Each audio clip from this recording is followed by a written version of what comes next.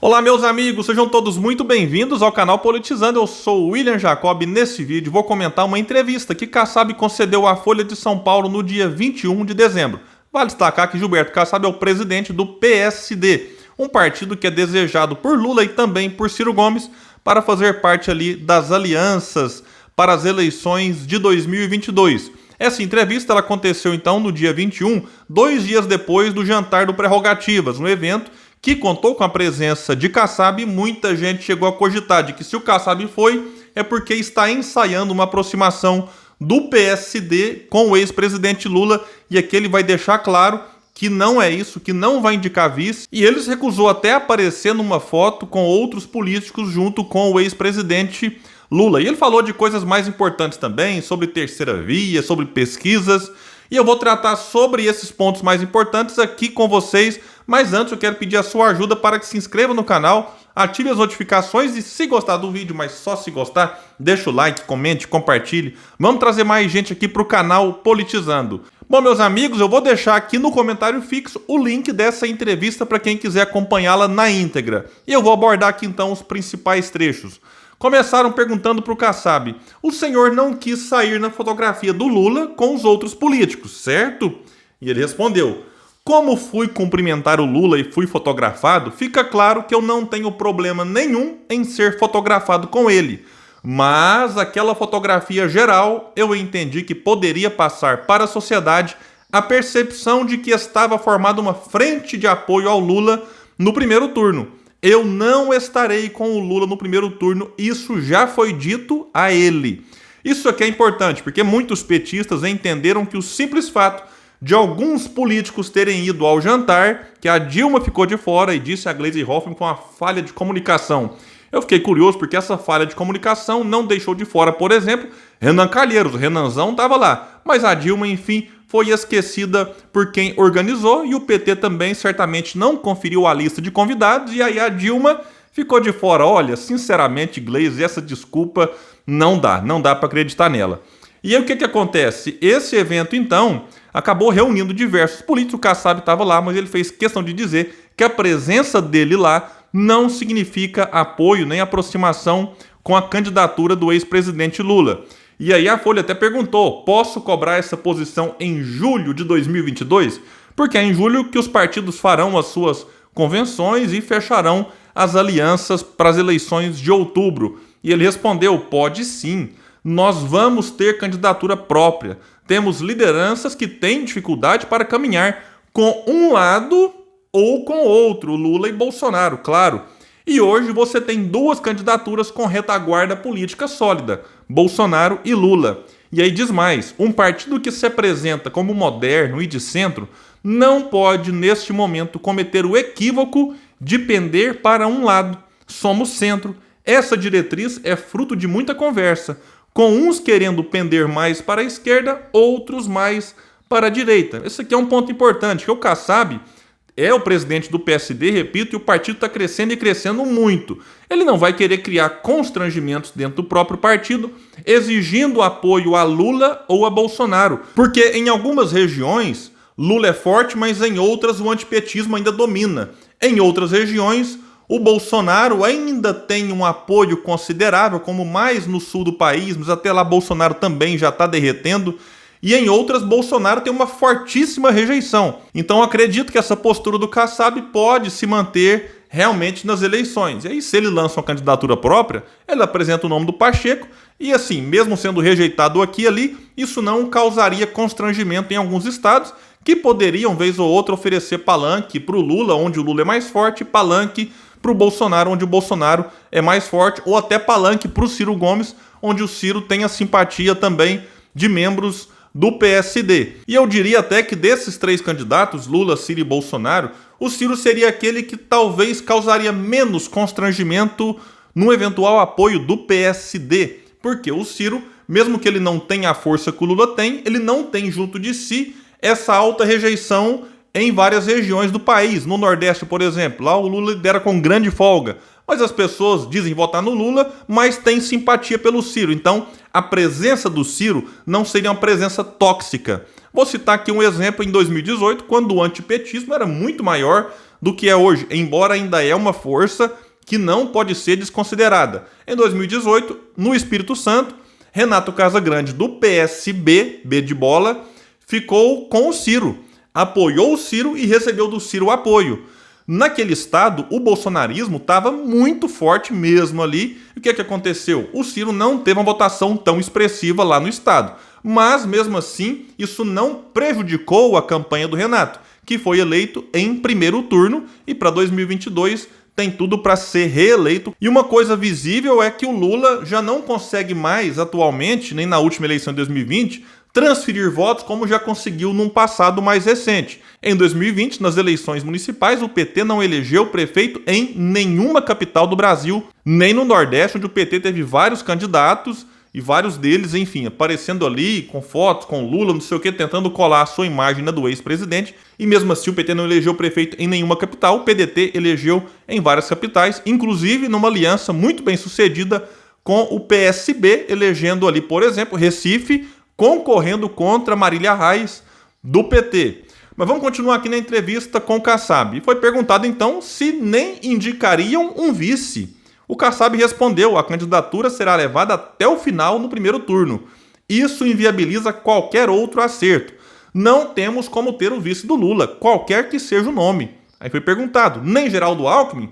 Porque o Alckmin no começo estava meio que acertado com o PSD. Aí depois surgiu essa história dele ser vice do Lula, o PSB de bola entrou na jogada, já tinha sido cogitada também a ida dele para a União Brasil, mas depois esfriou. Agora o próprio Solidariedade, do Paulinho da Força, também abriu as portas para o Alckmin. E a resposta do Kassab foi: o PSD o procurou para que ele fosse nosso candidato a governador em São Paulo, mas agora ele mostra que está querendo ser vice do Lula. Isso nos levou a procurar uma alternativa. Vamos, com muita calma, identificar um bom projeto de candidatura própria. No plano nacional, disse ele, essa é a razão pela qual nós falamos, de forma muito respeitosa, mas firme, que não faremos o vice do Lula. Não é porque é o Geraldo, fulano ou cicrano, é porque teremos candidatura própria. E aí perguntaram para ele se o Alckmin atrapalhou os seus planos em São Paulo, acabou tirando da tena da jogada de sair para o Senado ali pelo PSD, como era o plano inicial. A resposta dele: não tem nenhuma mágoa. Foi sendo construído um projeto com o Márcio França, o da Atena, era um projeto bem redondo. Ele acabou agora com essa preferência que ele dá ao projeto nacional. Perdeu o sentido. Sim, aqui não fica mágoa, mas não dá para negar que essa história toda do Alckmin ser vice do Lula, ou poder ser vice do Lula, bagunçou o cenário em São Paulo e desarticulou essa aliança que muitos davam como certa. Alckmin governador, Márcio França vice, Datena Senado. E foi ruim para o Alckmin, porque se daqui a pouco ele for abandonado pelo PT e for realmente candidato ao governo do estado de São Paulo, ele vai perder um dos discursos que ele sempre teve, que é esse de ser o candidato de oposição ao PT. Rodrigo Garcia, que é o vice do Dória, que será o nome do PSDB por lá, vai aproveitar isso. Então eu acho que o Alckmin errou ao não passar um risco, a não ser que se concretize e abrace o Lula e vão lá para a chapa Lula-Alckmin. E aqui foi perguntado para ele se o senhor concorda com a leitura segundo a qual os grandes favorecidos nessa história de Alckmin como vice foram França e Haddad, que queriam limpar o terreno em São Paulo. Ele respondeu: olha, acho que na verdade as duas explicações são corretas. O Geraldo quis porque quis, e os outros dois trabalharam para isso, porque é muito bom para eles que ele não seja candidato em São Paulo. Foi fome e vontade de comer, acho, disse ele. Aí depois ele lembrou que o PSD apoiou Geraldo Alckmin em 2018, disse que o Bolsonaro eleito, o PSD, ficou independente, atuou de forma independente lá no Congresso. E assim, a fala do Kassab foi importante e interessante num outro ponto, porque isso aqui, independente se é de direita ou esquerda, vale a pena refletir. Disse ele: precisamos acabar com essa guerra na qual quem vence a eleição quer destruir o adversário e quem perde sabota o governo. Quem ganha tem de governar e o papel do perdedor tem de fiscalizar. Não torcer pelo quanto pior, melhor. Essa é a razão por termos tido diálogo com Bolsonaro e teremos, se for preciso, ainda no governo. O problema é que Bolsonaro deu todos os sinais possíveis de que não tem a mínima condição de fazer um governo minimamente decente e preocupado com o interesse nacional, o interesse do povo. Agora, realmente, ele tem razão aqui quando fala dessa coisa do quanto pior, melhor. Isso aqui é lamentável. Enfim, quando você vê um oponente seu eleito, Você tem que cumprir o seu papel, fiscalizar, cobrar, denunciar, mas se for o caso, ajudar nessa ou naquela outra área. Eu gravei um vídeo recente e destaquei que a oposição, por exemplo, foi a responsável por aumentar o valor do auxílio emergencial em 2020, que o governo mandou de R$ 200. Foi a oposição que lutou, que batalhou para que ele fosse pago no valor de 600.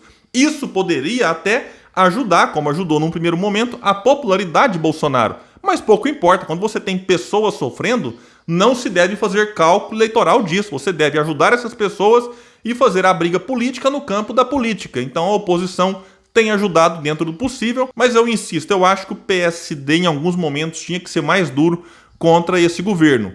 E foi perguntado para ele sobre a nova pesquisa Datafolha, que estabeleceu um cenário muito favorável à candidatura de Lula. Como que o senhor avalia isso? Vejam isso, meus amigos. Eleição só se define no dia da eleição. Favoritismo não significa estar eleito. Todos sabem que o partido abraçou a candidatura de Pacheco. E ele sabe que, se definir ser candidato, terá nosso apoio. Ainda não se definiu, mas mostrou uma predisposição. Vai descansar uns dias, tem um mês de janeiro para fazer suas reflexões. Estamos muito esperançosos de que ele aceitará a missão. Mesmo se não aceitar, vejam isso, teremos outro nome. Mas minha impressão é que tudo caminha para ele ser o candidato. Ele tem um mandato no Senado garantido, foi eleito em 2018, portanto, o seu mandato se encerra no começo de 2027, quando os eleitos em 2026 assumem. Então, se o Pacheco tenta em 2022 e perde, ele volta e continua o seu mandato lá no Senado Federal. E uma outra pergunta aqui para ele: como que o senhor vê a tal terceira via? Se consolida nos nomes que estão aí, Pacheco, Moro, Ciro, Dória? E ele respondeu: eu acho que daqui para frente não haverá jogador novo. Quem está, está. Plataforma de embarque fechou. Eu também acredito nisso, Kassab. Não acredito, disse ele, que todos irão até o fim, mas não quero ser desrespeitoso. Ao fim, devem sobrar 4 ou 5. Percebam que o Kassab é muito cuidadoso nas palavras. Ele não disse quem que ele acha que vai desistir. Ele considera que sobrarão 4 ou 5, mas não fala em nomes. Isso aqui realmente é o que muitos apontam, que no final deve sobrar Lula, Bolsonaro, Ciro Gomes, Dória ou Moro, né? Dificilmente os dois serão candidatos. Eu acredito que lá na frente um deve abrir mão para apoiar o outro, daria 4. Mas como ele coloca 4 ou 5, poderia então ser o candidato do PSD. Aqui a gente está falando de candidaturas mais competitivas, porque sempre vai ter aquelas candidaturas mais que para marcar posição desse ou daquele partido. E perguntaram para ele se há possibilidade de diálogo na terceira via. Aí ele falou: à medida que Bolsonaro caiu nas pesquisas, e é brutal o que caiu em 2 anos, sempre achei que no segundo turno quem estará fora pode ser o presidente. Olha, isso aqui é importante. Quem não vai gostar de ouvir isso talvez são os petistas, né? Eles querem Bolsonaro relativamente forte para manter o medo nas pessoas e esse medo atrai voto para o Lula. Quem utilizou muito isso em 2018 foi o Bolsonaro, que incentivou o medo nas pessoas em relação ao PT, ao comunismo, aquela coisa toda, para justificar o voto nele. Então eu tenho defendido que a gente tem que deixar o medo de lado e votar com esperança, votar no melhor, votar nas melhores ideias, no melhor projeto. E continuaram perguntando aqui: bom, Bolsonaro fraco estimularia cada um a apostar em si próprio. Pois é, disse ele, o candidato lá na frente pode receber até um voto útil para tirar o presidente do segundo turno. Disse ele: eu vejo Moro e Dória conversando bastante. O Ciro conversando com o Lula. O MDB dizendo que a Simone pode ser vice de alguém. Aí a Folha colocou aqui que o MDB depois disse no Twitter que Simone será cabeça de chapa. O que eu sei, disse ele, é que o PSD estará na urna com o candidato próprio. Quando ele fala conversa com Moro e Dória, realmente ela existe. Agora, sobre a conversa de Ciro e Lula, se ela existe, está sendo feita de maneira muito bem escondida, porque nesse momento não existe nada nesse sentido. Então, ou o Kassab está falando de algo que só ele, mais ninguém sabe, ou realmente ele simplesmente especulou aqui algo que não faz muito sentido nesse momento. E outros pontos importantes, ele disse que não vai se candidatar a nada em 2022, que a tarefa dele é mais partidária. Foi perguntado aqui sobre a falta de experiência do Pacheco, aí ele lembrou: olha, mas ele administra o Congresso, é uma gestão de recursos, relações políticas, é presidente de poder. Diz que o Pacheco está conversando com diversas pessoas, inclusive com Armínio Fraga. Perguntaram para ele sobre essa fórmula do posto Ipiranga, se ela também morreu. Ele disse que sim, morreu. Realmente, Bolsonaro aceitava o próprio despreparo, as pessoas percebiam isso nele, mas Bolsonaro, quando era colocado na parede com uma pergunta mais difícil, falava: não, tem o meu posto Ipiranga, então essa coisa não vai colar mais para 2022, o que pode complicar Sérgio Moro. Então não basta mais você falar: não, vou montar uma equipe, eu vou chamar um especialista aqui. Bolsonaro usou esse argumento e agora todo mundo está vendo no que deu. Bom, meus amigos, então é isso. Eu vou deixar o link aqui para quem quiser acompanhar essa entrevista na íntegra. Eu fico por aqui e até o próximo vídeo no canal Politizando. Valeu!